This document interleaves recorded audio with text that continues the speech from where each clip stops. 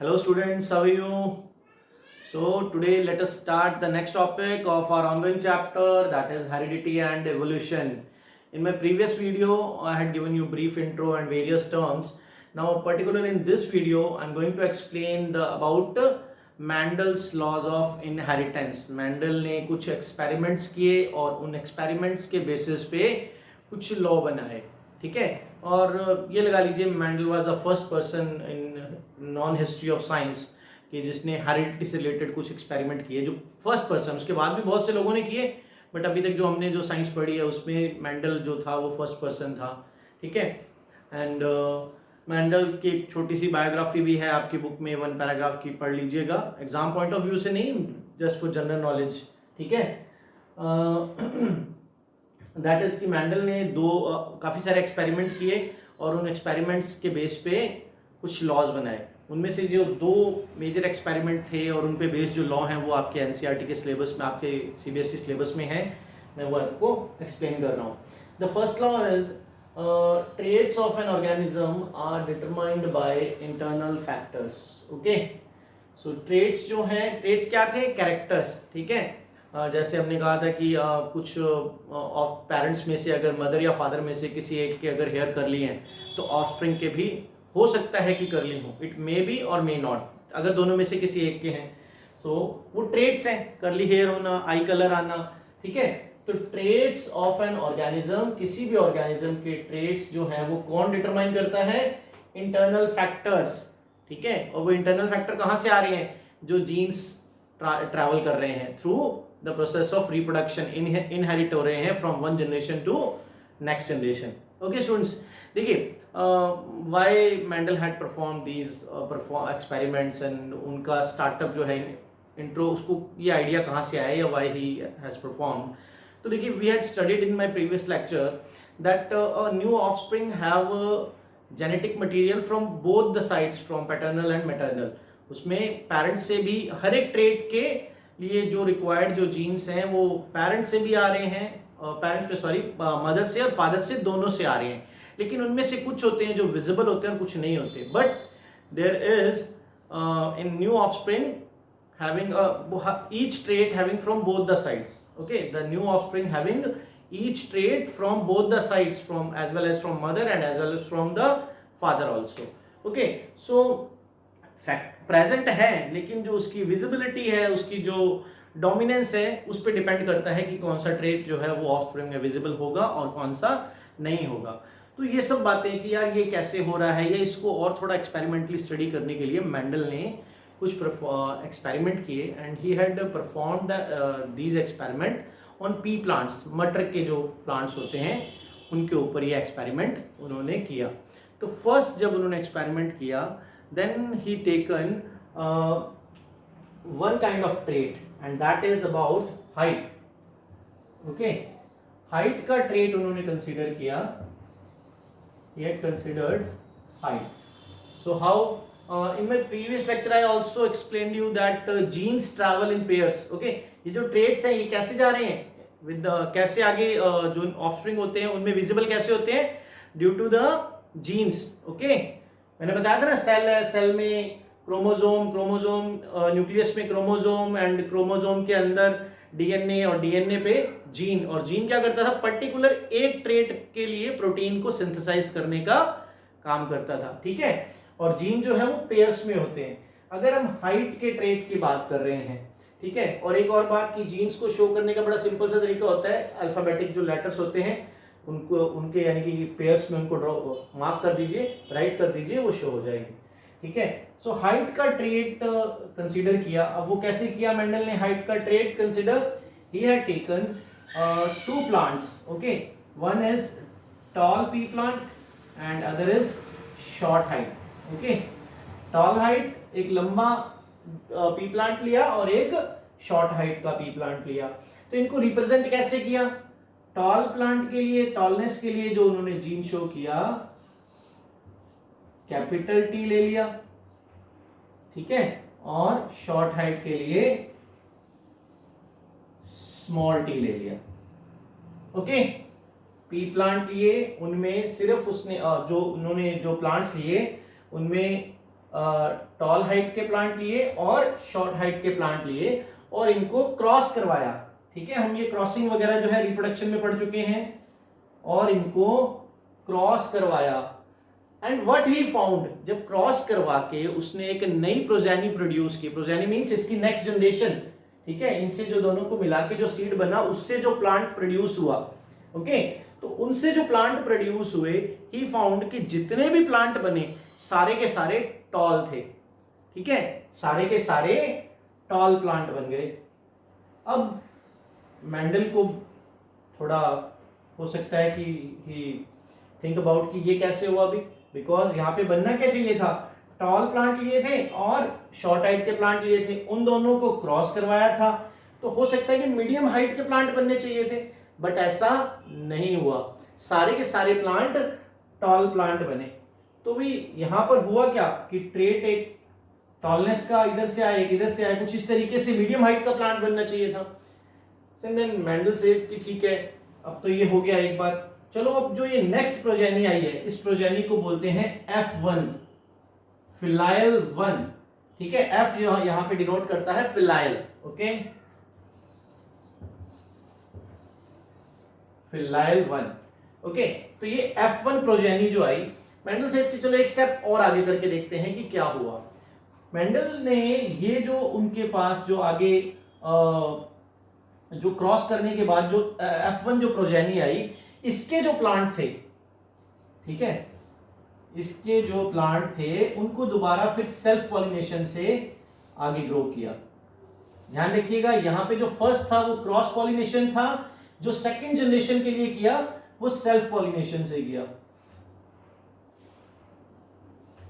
अब देखो दोनों में जो नई जो F1 जो जनरेशन थी उसमें ट्रेड तो दोनों के थे ना, एक कैपिटल टी एक स्मॉल टी, ऐसे ही और बना होगा, एक कैपिटल टी एक स्मॉल टी। ठीक है, मैंने यहाँ पे एक ही ड्रॉ किया है, देन डोंट गेट कंफ्यूज, और नीचे इसलिए नहीं कर रहा आगे कंटिन्यूटी में कि बोर्ड विजिबिलिटी कम है। आप अगर अपनी नोटबुक में ड्रॉ करो, इस चीज को यहां बनाइएगा और जो मैं यहां बना रहा हूं वो इसके नीचे बन जाएगी, okay, that was the right way.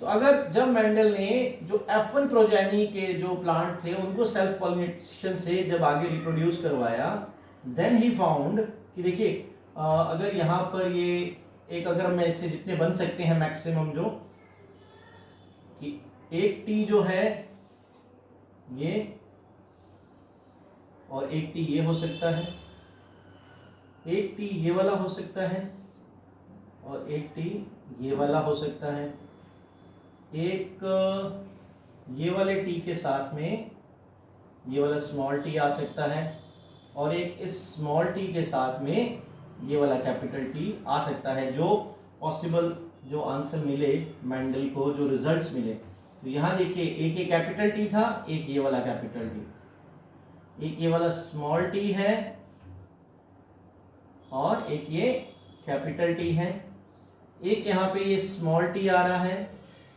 और एक इधर से कैपिटल टी, और यहाँ पर दोनों स्मॉल टी बन रहे हैं, this small T and this small T.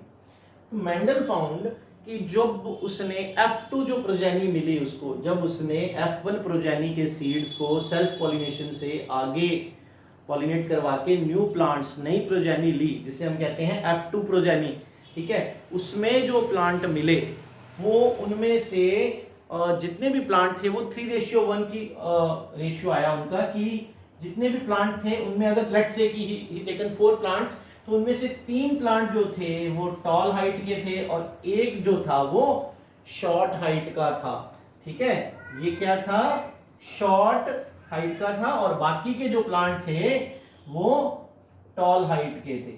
This is the result from F2 progeny, filial 2 progeny. इसको जो नए ऑफस्प्रिंग्स आते हैं इसको प्रोजेनी बोल देते हैं, ठीक है।